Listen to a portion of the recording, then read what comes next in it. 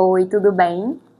Eu sou a doutora Riana e hoje eu vim aqui gravar mais um vídeo para vocês falando sobre as DTMs, bruxismo e afins.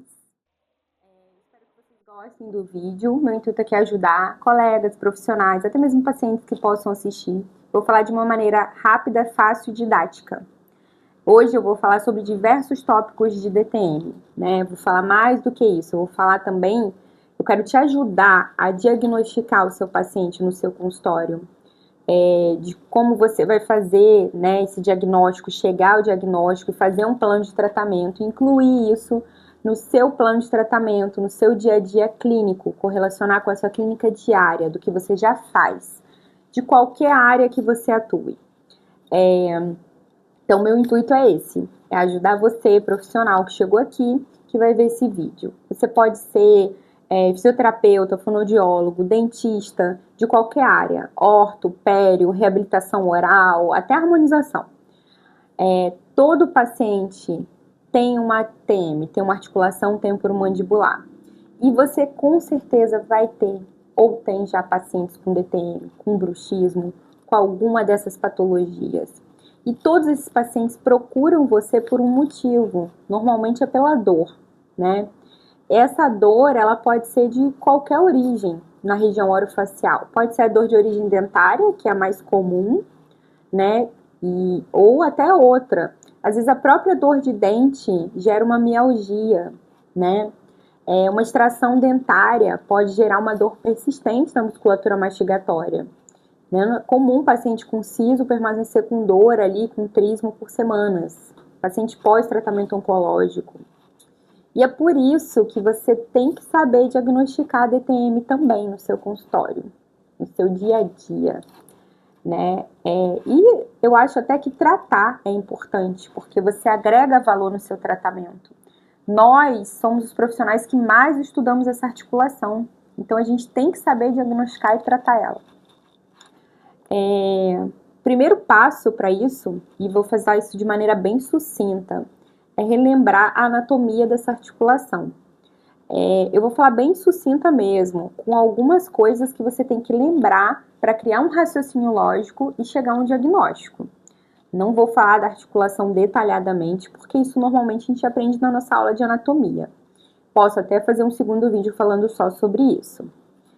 Então, rapidamente, lembrando dessa articulação, a ATM, né, articulação temporomandibular, ela é uma articulação sinovial, que é responsável pelos movimentos de rotação e translação do côndilo mandibular. Ela que vai ser responsável, juntamente com a musculatura, por movimentar, né, a mandíbula e fazer abertura, fechamento, lateralidade, protusão e retrusão. Então, ela faz vários movimentos importantes. Nessa articulação também, a gente vai ter inserido o músculo, que é o pterigoideu lateral. E ele vai se dividir em duas porções. Uma inserida diretamente na cabeça da mandíbula e a outra vai estar inserida no disco articular. E esse músculo também causa dor. Então, por isso que é importante esses detalhes que eu estou falando. Ela tem uma inervação e vascularização de origem trigeminal, vem direto do nervo trigêmeo, e uma das estruturas mais importantes é o disco articular. Ele é formado de tecido conjuntivo fibroso e vai dividir o espaço articular em compartimento superior e inferior. Esse disco não apresenta inervação nem vascularização, né? Mas a área do tecido retrodiscal, que está posterior a ele, vai ter sim uma ampla inervação e vascularização e a área que realmente causa dor nesse paciente.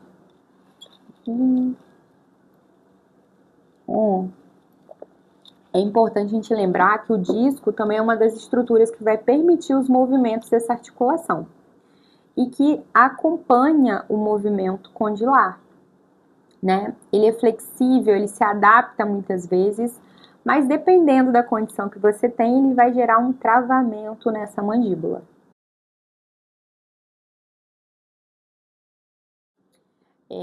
Embora, como eu falei, ele é flexível e se adapta muito bem às demandas articulares. A gente tem também a membrana sinovial e os ligamentos que vão compor toda essa articulação, que é uma articulação, sim, complexa, de você entender, de você entender bem o mecanismo dela. Mas, afinal, o que são as DTMs? As disfunções temporomandibulares, no plural. Sim, no plural, porque é mais de uma. DTM não é tudo uma coisa só. Então, a definição, né, é que a DTM é um termo coletivo que vai englobar alguns problemas clínicos que vão incluir músculo da mastigação, articulação e estruturas associadas. Então, essas disfunções, né, elas são, na verdade, tem uma classificação para elas. E muscular, articular e mista, que seria a associação da muscular e da articular. E dentro dessas categorias, a gente ainda tem uma variedade ali de tipos, subcategorias, uma variedade de tipos de disfunção. Por isso que não adianta colocar uma placa em todo mundo, por exemplo. Não vai ser um tratamento só, muitas vezes, que vai resolver o problema do seu paciente. E também, né, por que não vai funcionar botar uma plaquinha? Porque existem diversos tipos de placa. Cada placa vai ter uma função específica ali para o paciente. Então, a placa é um dos tratamentos, dependendo da condição. Mas até hoje, eu vejo gente fazendo placa de silicone, de acetato. E o paciente chega com essa plaquinha na mão. Isso não vai resolver nada no seu paciente, não vale nem a pena você perder seu tempo fazendo isso. Não resolve nada. Placa vira um chicletinho ali na boca, só de enfeite. Agora, se você sabe fazer uma placa adequada, uma placa de excelência, com uma indicação correta e associar ela a outras terapias, ela vai ter um efeito ótimo na melhora clínica do seu paciente. Mas tem que ter tudo isso. As DTMs, elas são de origem multifatorial. Então, né, não é uma causa só. Então, não é um tratamento só. E aí muita gente pergunta, mas oclusão não causa DTM? Até hoje eu ouço isso. Bruxismo não causa DTM? Então, gente, não, né? Essa teoria já caiu por terra há muito tempo de que oclusão gera DTM. Antigamente, essa teoria era sim utilizada, mas hoje não tem nenhuma validação científica. Ela já está super defasada. A oclusão não causa DTM. Grava isso, porque se você ouviu isso em algum momento que ela causa, tá errado. O que ocorre muitas vezes é que a má oclusão, com perda de suporte dentes posteriores, pode vir a sobrecarregar essa articulação. E isso, associado a outros fatores, pode sim gerar uma disfunção. Viu quantas vezes eu falei pode? Porque nem sempre vai acontecer. Isso não acontece em todos os pacientes, mas pode sim vir a acontecer. E a sua função vai ser reabilitar esse paciente e tratar a DTM dele. Né? Vamos pensar comigo, se todo paciente que tem má oclusão, que tem os dentes tortos, que tem dente faltando, tivesse, né, deveria ter todos eles DTM, mas a gente sabe que isso não acontece. Às vezes você pega um paciente com uma oclusão toda detonada e ele não tem nada na articulação, né? A nossa articulação, ela tem uma capacidade adaptativa muito grande. E somente quando os limites biológicos dela são ultrapassados, isso associado a muitas vezes outros fatores, como fatores, né, psicológicos, biopsicossociais e de parafunção, como o bruxismo, a gente pode vir a ter um quadro de DTM. Então, nem sempre você vai ter uma má oclusão, DTM, tudo isso. Você tem que avaliar todos os fatores ali que estão associados, que são fatores causais ou até mesmo perpetuantes da DTM. É importante a gente saber também, né, que existem as DTMs primárias e secundárias, né? Por exemplo, se você tem um paciente que já tem osteoartrose sistêmica, artrite reumatoide diagnosticada, a possibilidade de que ela tenha na TM é muito grande. Isso tem que ser investigado, mas isso vai ser uma DTM secundária a uma doença sistêmica que ele já tem. E lógico que é você que vai investigar isso também. Se não tem nenhuma doença associada, ele provavelmente vai ter uma DTM primária, tá? Que são aquelas que são de causa idiopática. E aí a gente tem uma classificação para isso. A gente vai ter as artralgias primárias, as osteoartrites, osteoartroses e os desarranjos internos, que são mais conhecidos como deslocamentos do disco. E a gente tem também as musculares, onde a gente vai ter mialgia, síndrome dolorosa miofascial, né? E tem uma certa diferença entre elas também e no tratamento. Também é importante a gente saber que a gente tem algumas, né, disfunções aí secundárias que vão ser decorrentes de doença oncológica, de vários outros tipos de doença que seu paciente possa apresentar. Então, a gente tem que investigar isso muito bem antes de definir um diagnóstico, ok? Bom, falando sobre DTM geral, os principais sinais e sintomas são claros. Eles vão ser dor, pode ser localizada ou difusa em toda a face, limitação de abertura bucal, desvios ou deflexões mandibulares, travamentos, estalidos, crepitações, alterações na oclusão, sentir a mordida diferente, e até mesmo a cefaleia, que pode ser secundária a uma DTM. Isso vai ser comum em geral a todas, mas alguns são mais específicos. Um exemplo que eu posso te dar, provavelmente você já atendeu no seu consultório. Você quer ver? Você fez uma extração de dente, um siso ou um molar que seja. E depois que o paciente ficou aquele tempo todo com a boca aberta, ele retornou e falou: ai, doutora, eu tô com uma dor no rosto. Ou a minha articulação começou a estalar, eu não tinha isso antes. Tem certeza que você já atendeu um caso assim no consultório, fazendo canal? Nesse caso, você sabe examinar o paciente? Sabe o que realmente aconteceu ali com ele e por quê?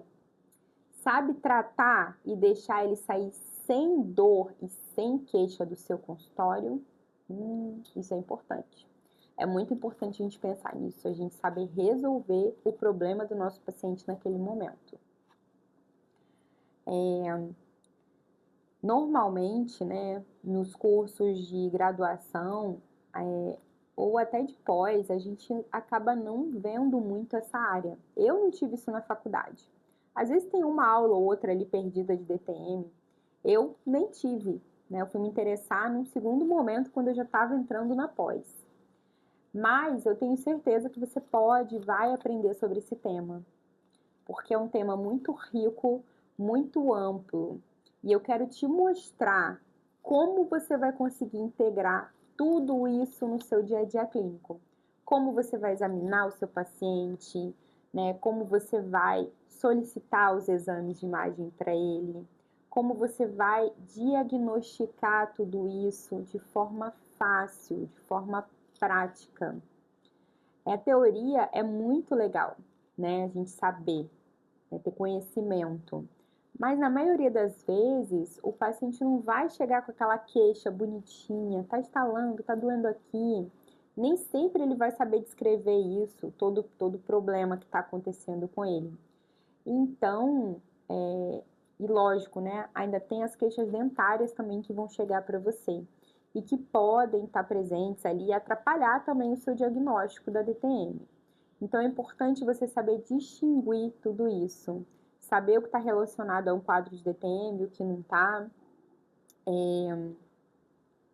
saber relacionar isso com o seu tratamento odontológico, incluir isso no seu plano de tratamento, né? Ser bem remunerado para isso também. Tratar esse paciente como um todo, de forma integral, toda a região orofacial dele, né? Isso tem que ter uma aplicabilidade para você. E como eu falei, não é só botar uma placa. Você vai aplicar esse conhecimento no seu tratamento e vai monetizar isso de forma correta também, né? No seu dia a dia, porque como eu já falei, você com certeza vai ter ou já tem paciente com DTM no seu consultório. Eu quero que você consiga relacionar todas essas queixas, formar uma linha de raciocínio lógico, aplicar isso no seu plano de tratamento entregar isso bem lindamente para o seu paciente e valorizar o seu atendimento cada vez mais, né? Aprender a tratar de forma lógica o seu paciente, agregar valor à sua consulta, ao seu tratamento dentário, seja de qualquer área, né? Seja você também de outra área da saúde, fisioterapia, o que for. Lógico que até você chegar no passo de tratamento, realmente você tem alguns degraus. E é por isso que eu estou gravando essa série de vídeos, né? Para que você consiga ver todas as queixas e raciocinar. E aí depois você pode ter certeza que quando você aplicar isso e tratar o seu paciente, ele vai te valorizar muito. Ele vai falar, doutora, ninguém viu isso antes. E ele nunca mais vai sair dali. Ele vai te valorizar, porque você tem o conhecimento e você soube aplicar isso também. Isso é o que a maioria não faz no consultório, não se preocupa em fazer. Isso é um diferencial, gente. Eu falei no vídeo anterior e eu falo novamente para vocês. Isso é um diferencial na sua consulta. Muito paciente que você deve atender na sua clínica, no seu consultório, vai te procurar porque ele tem dor, não é? Dor aqui, dor ali, dor de dente, gengiva sangrando. A dor, ela pode ser física, pode ser facial, pode ser emocional. Mas ele vai ali te procurar, ele gosta de estar ali com você, de conversar. E eu vou te falar uma coisa que não muda nunca, é a dor. A dor do seu paciente. Pode ser uma dor emocional, né? Dele querer fazer algum procedimento facial, enfim. Pode ser vários tipos de dor. Dor de dente mesmo, dor na gengiva, alguma coisa. Só que eu tinha dificuldade também em entender isso. Mas hoje, você não saber o contexto todo no seu paciente não vai te trazer valorização profissional. Vocês podem ter certeza. Já tinha falado isso no vídeo anterior e eu tô batendo novamente nessa tecla. Porque eu recebo o paciente encaminhado com dor de dente que o dentista não soube diagnosticar. E isso é porque ele não soube pensar e fazer uma boa anamnese, né? Não é uma pergunta aleatória. Oi, tudo bem? O que você tem? Olha aqui, faz aqui, deu tanto. É uma anamnese de verdade, uma anamnese bem feita, bem detalhada, ouvindo mesmo o seu paciente. Hoje as pessoas têm dificuldade de ouvir o outro, né? Ouvir todos os problemas que ele tem. E no próximo vídeo eu vou falar sobre como fazer uma anamnese bem feita. Vou te dar um exemplo de anamnese para DTM muscular, para DTM articular, o que você deve incluir na sua ficha clínica no dia a dia, quais são as principais perguntas e principalmente as perguntas que nos geram geralmente aquelas red flags, que são aqueles sinais, opa, meu paciente pode ter isso aqui, porque ele me falou esse detalhe.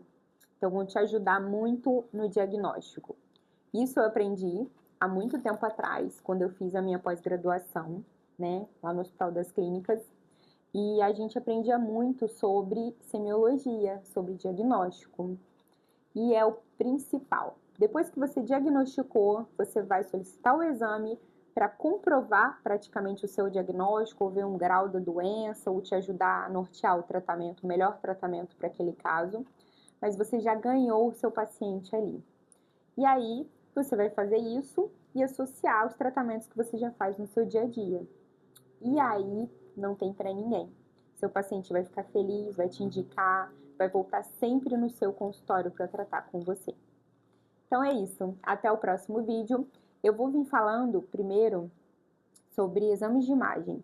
E aí depois eu vou falar um pouquinho sobre a anamnese, como fazer uma ficha bem feita no seu consultório.